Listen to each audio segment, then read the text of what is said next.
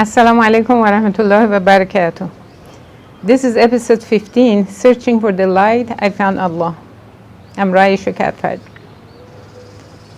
and this is sugar.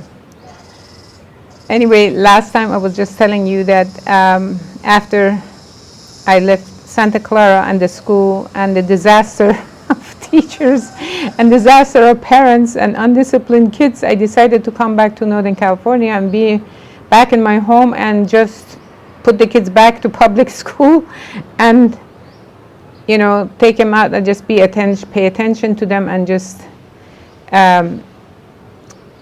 spend more time in nature. And they're close to their father.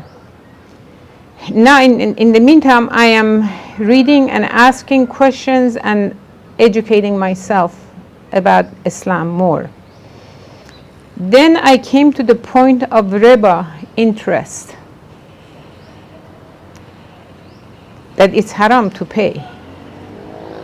And this lady told me whoever that pays Reba Interest, it's as if he or she is at war with Allah and the Prophet, peace be upon him. What? And she said, a person who pays interest, a person who receives interest, a person who writes a contract about interest, a person who witnesses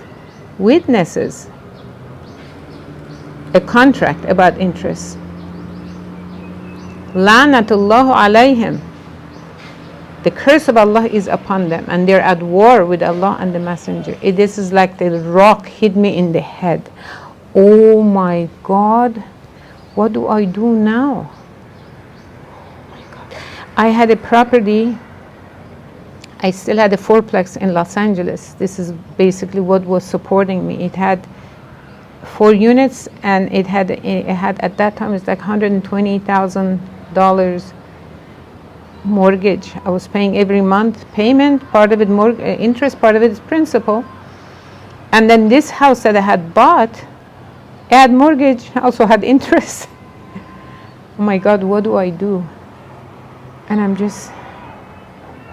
it's like I am asking Allah to show me the right way and guide me. And this is how it's guiding me.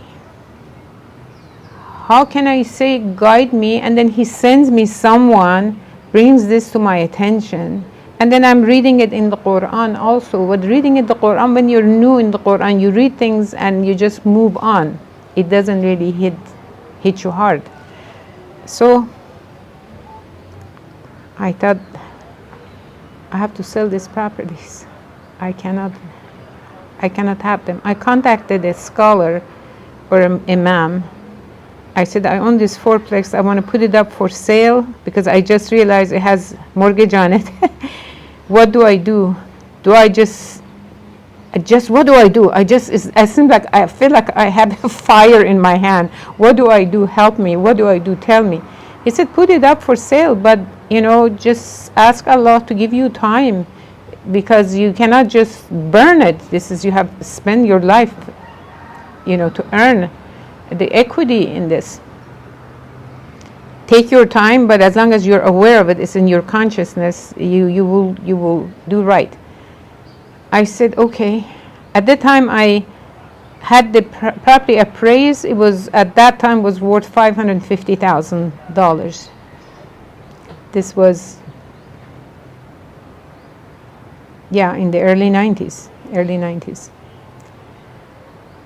I said, okay, immediately I put it up for sale. And the first person that came interested, he said, I offer you $280,000. This is almost half price.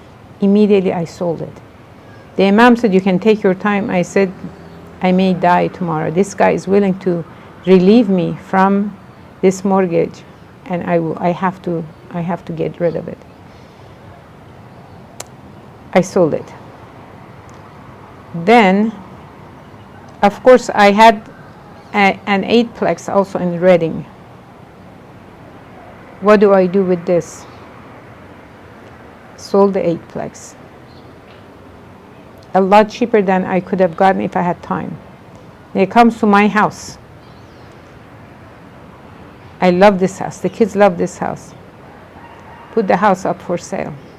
Put the house up for sale, and somebody came and bought it. And I bought a motorhome. Actually, I already had one motorhome. I bought another one, made it 2 motorhomes.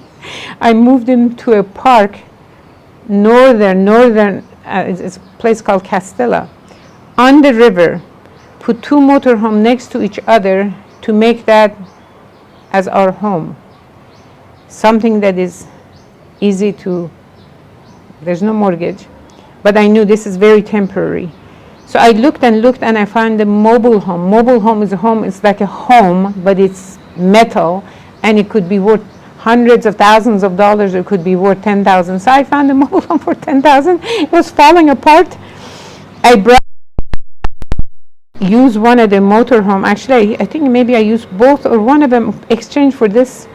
It was a good size, 1,500 square feet. It was a mess, outside, inside. So I paid a labor, a guy or 2.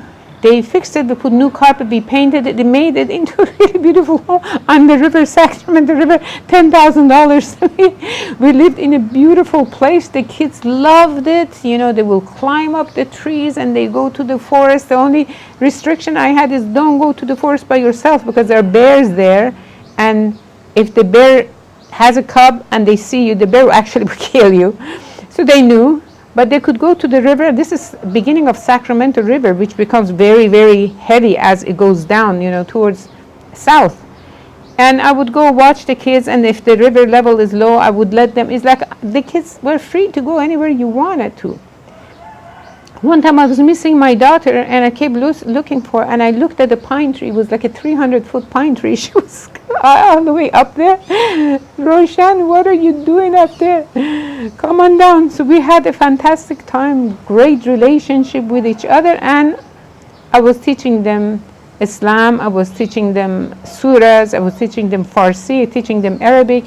They were giving me a really hard time with everything, especially Islam, Farsi, and Arabic. And I had a teacher. Sorry. At this time, they were still going to the public school. They're still going to public school, and I was teaching them on my own. Oh my God!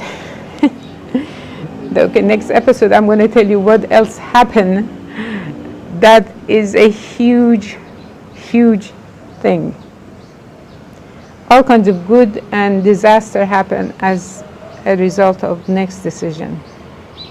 Inshallah, I'll talk to you next episode. Assalamu alaikum wa rahmatullahi wa barakatuh.